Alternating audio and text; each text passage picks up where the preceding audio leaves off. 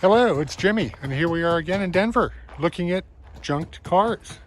Very cool day. It was, I guess it snowed down here a few days ago. Didn't snow up where I live, but it did snow down here. It's not cold, but it's snowy on the ground, a little bit muddy. But, well, the show must go on, right? So, if you like what you see, please do subscribe and like, and we'll keep making these, all right? What we have today is, I believe, the first Nissan model that was front-wheel drive for the United States. This is a 1982 first-year Stanza. Now, I know the Stanza isn't the most exciting car in the world. However, the Stanza was the most reliable Japanese car, more reliable than the Toyota Camry for this generation. The Camry apparently had a problem with its mufflers rusting out, so the Stanza took the crown. And you know what? I know a few people had Stanzas. I don't know any of them ever had any trouble with them. But, you know, what can you do?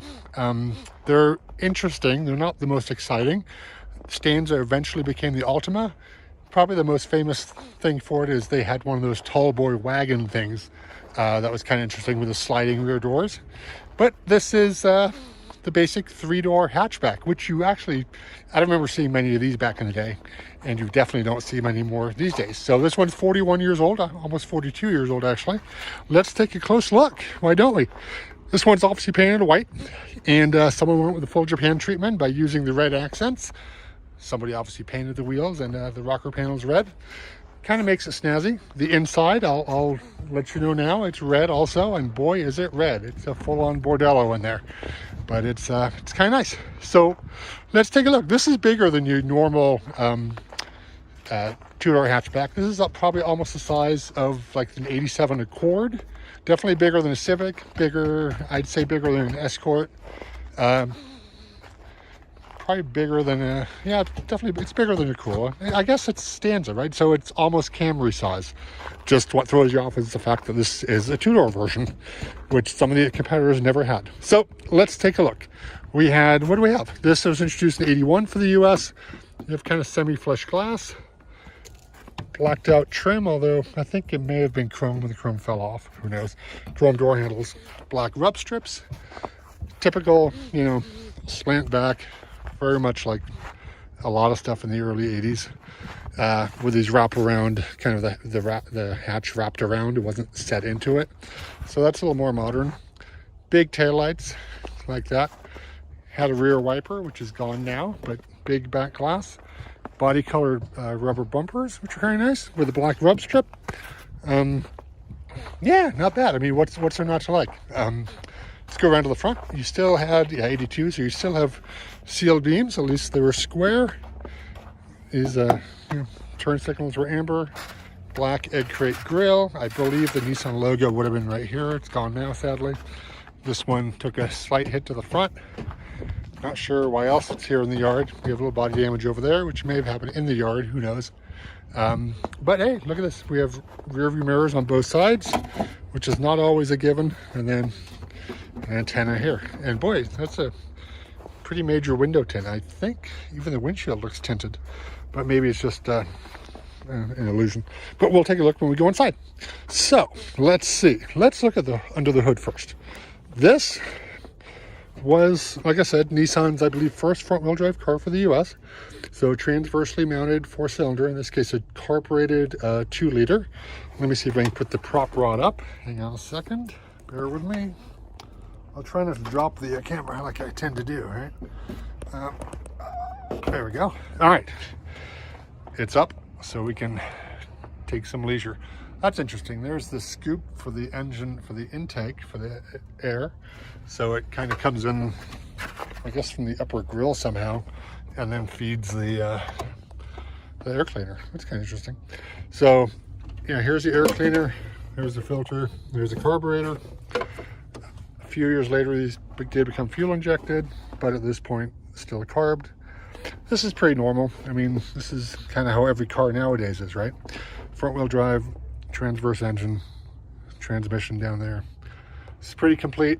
I'm assuming there's not going to be too many people pulling parts off this thing. Here's the little tag.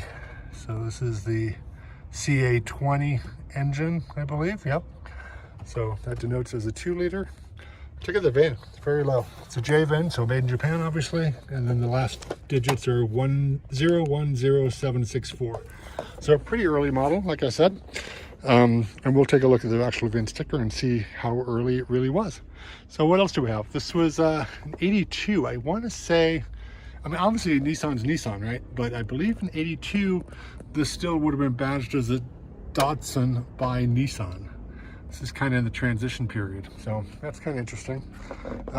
But you know, the engine does say Nissan, and you know, as do all the parts underneath it. Usually, it's just the badging that was Datsun for our market and some other ones. So let's take a look in the. Let's open the hatch. So what do we have here? It's so red. Love the red. Okay, the struts do not work, so I'm gonna balance this thing on my head. This is kind of nice. There's a little light here for the rear compartment. That's cool. There's speakers for the back.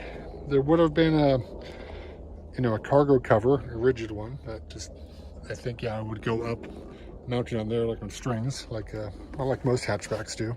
Although these days hatchbacks aren't coming with that anymore, are they? Some do, but some don't. So, oh, look, a spare tire, and that looks, wow. Let's take a look. I'm guessing that's the original one from 40-something years ago. Looks like it was never used. Wild. But yeah, you got lots of padding here under the carpet for the rear.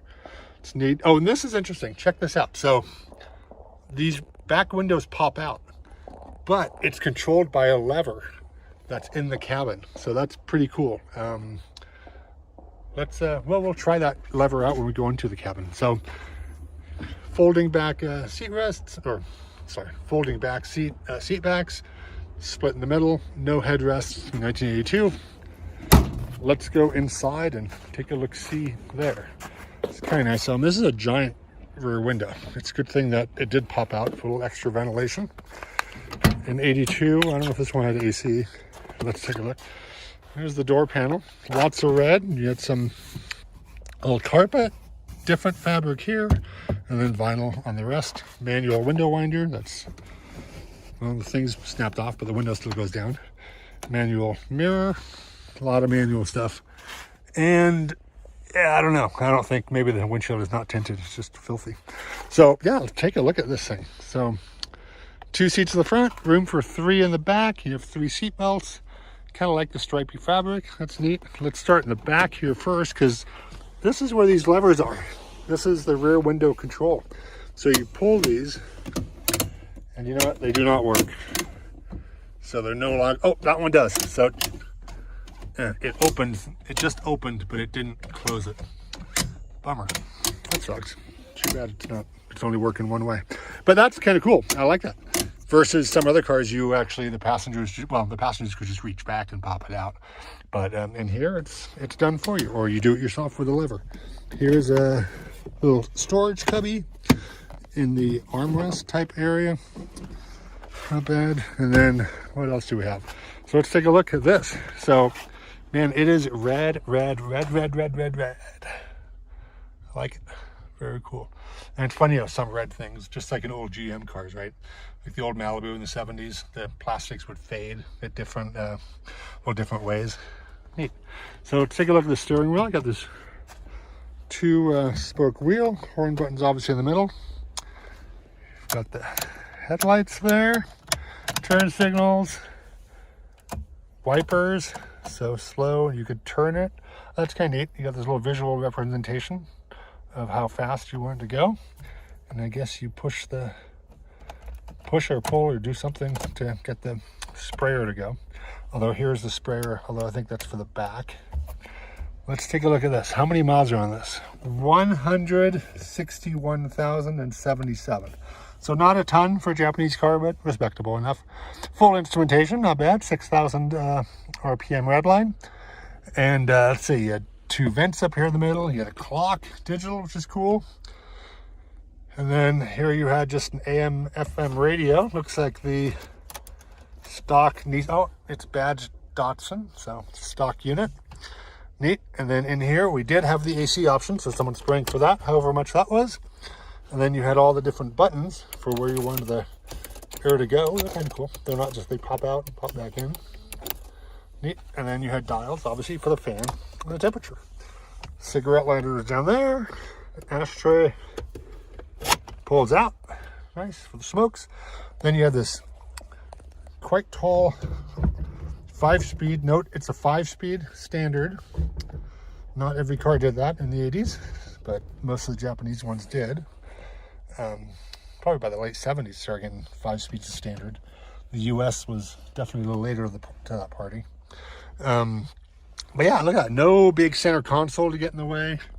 Kind of airy and nice and open. The shelf up here is kind of cool, like that. More vents over there. And then, this is neat, you have sort of a rotating eyeball dome light, if I could actually focus on it for you. So you pop it on and then turn the little thing wherever you want it to be. And you had sun visors with a mirror on the passenger side and just a little elastic here on the driver's side. And you had a full red headliner, kind of a vinyl thing. Nice. And then here's another dome light, so kind of a regular dome light, not a map light. But yeah, that's cool. Another vent over here, hazard light switch, and 3 button blanks. So who knows? This is cool, like any good Japanese car. Pull to open the rear hatch, push to open the fuel filler. It's cool. Red carpeting, like I said. 3 pedals, obviously, so the stick shift. And then, where's the, oh yeah, here's the tag. Manufactured by Nissan Motor Co. Limited in 1181, so December 81. And made in Japan. Neat. Very, very cool. So let's close this window up again. I almost slipped here in the ice. Want Jimmy to fall on his rear. Let's go to the passenger side and take a look. Nice big taillights. I'm kind of a taillight guy, as you may have noticed. I like taillights. I like the amber. I like when they're separated. They're kind of interesting. And they're interesting because they're big. So there we go. Here's the fuel filler, which is locking, or you pop the little thing like I did, and that works. And then that's the glass. Let's open the passenger door and see what else we got. Yeah, this fabric held up quite well, I must say. It's kind of cool. I like that. It's almost like, well, I don't know. What do you call that? I like the gradation there in the color. So, fuse box is here underneath the passenger's legs. And then this is broken, yeah. So I noticed that earlier. But pretty deep glove box. Here we go. If we need an ignition key, the number is X7995. So there we go. And there's your tire inflation pressures. So neat. And there's probably, is there a little light in there? No light, but oh well. Anyway, pop that closed. There we go. That works. And yeah, I like it. So there you go. That was the 1982 Datsun or Nissan Stanza by Datsun, right? Or Datsun Stanza by Nissan. Yeah. Anyway, if you liked what you saw, please do subscribe and like. Leave comments below. We'll keep making these, and hopefully you guys keep watching. Thank you very much. Have a good day. Bye-bye.